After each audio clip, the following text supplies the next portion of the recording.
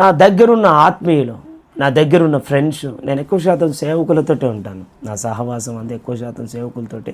విశ్వాసిగా ఉన్నప్పటికీ ఎక్కువ శాతం వాక్యము, బైబుల్, సేవకులతోటి సహవాసం ఉండేది. నన్ను ప్రేమించి నాకు సంబంధాలు తీసుకొచ్చేవారు.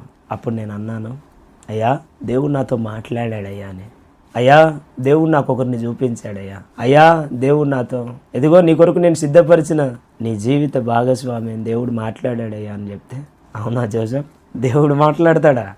ఎప్పుడు మాట్లాడతాడు, ఎక్కడ మాట్లాడతాడు, ఎలా మాట్లాడతాడు అని అడిగిన సందర్భాలు లేకపోలే. అయితే నేను చెప్పాను, ఆది యందు వాక్యం ఉండెను, వాక్యం దేవుని యొద్ద ఉండెను, వాక్యమే దేవుడై ఉండెను. సో వాక్యమే దేవుడు, దేవుడే వాక్యము. వాక్యాన్ని నేను అంతగా రిసీవ్ చేసుకుంటానయ్యా అని చెప్పేసి ప్రార్థన చేస్తూ ముందుకు సాగుతానయ్యా అని చెప్పేసి అన్నప్పుడు వారు వాక్యాన్ని కొంత చులకనగా చేసి మాట్లాడిన దాఖలాలు కూడా లేకపోలేదు. సో దేవుడు నేను అడిగాను, దేవుడు నాకు క్లారిటీకి ఇచ్చాడు, ఈ విధంగా దేవుడు మాట్లాడాడయ్యా అని చెప్తే వారు అన్నారు, నువ్వు చిట్టీలు తీసినట్టుగా తీసి దేవుడు మాట్లాడాడని చెప్తున్నావా? నీకు ఇంట్రెస్ట్ ఉంటే చేసుకో, నీకు ఇష్టమైతే చేసుకో, పేదవాళ్ళని చేసుకోవాలనిపిస్తే చేసుకో, కానీ దేవుడు చెప్తున్నాడని ఎందుకే అబద్ధాలు చెప్తావు అన్నారు. బాధ అనిపించింది. కారణం ఏందో తెలుసా? సేవకులతో మాట్లాడితే సేవకులు అర్థం చేసుకోలేని పరిస్థితి, ఇక అన్యులేం అర్థం చేసుకుంటారనిపించింది. ప్రార్థన చేశాను. అలా 2-3 అలానే మాట్లాడడం జరిగింది. అప్పుడు ఒక సహోదరుడు అన్నాడు, జోసెఫ్ మంచి సంబంధం తీసుకొచ్చాను. నేను అన్నాను, దేవుడు నాతో ఇలా మాట్లాడాడని. ఆయన అన్నాడు, లే జోసెఫ్, పెళ్లి విషయంలో జాగ్రత్త, మళ్ళీ నిర్ధారణ చేసుకో అని మంచి సలహా ఇచ్చాడు.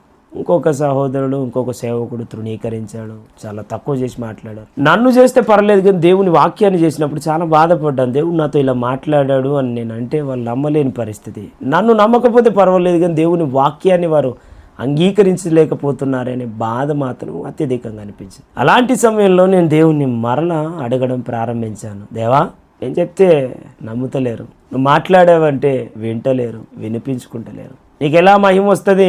నా వివాహం ఘనమైనదిగా ఉండాలని ప్రార్థన చేశాను, ఘనమైనదిగా చేస్తాను బిడ్డ అని అన్నావుగా ప్రభా, మరి నువ్వు నిర్ధారణ చేసింది చెప్తే నీ సేవకులే వింటలేరేంది ప్రభా? నాకు మరలా ఒకసారి నిర్ధారణ చేయి, ఇది నిజమా కాదా, నా భ్రమణ, నీ చిత్తమా ప్రభా అని మరలా ప్రార్థించడం ప్రారంభించాను. అయితే ఇప్పుడు నువ్వు చెప్పింది నేను వినడం కాదు, నేను చెప్పింది నువ్వు వినాలి ప్రభు అని ప్రార్థన చేశాను దేవుని దగ్గర. గిద్యోను వలె దేవుని దగ్గర మొరపెట్టాను.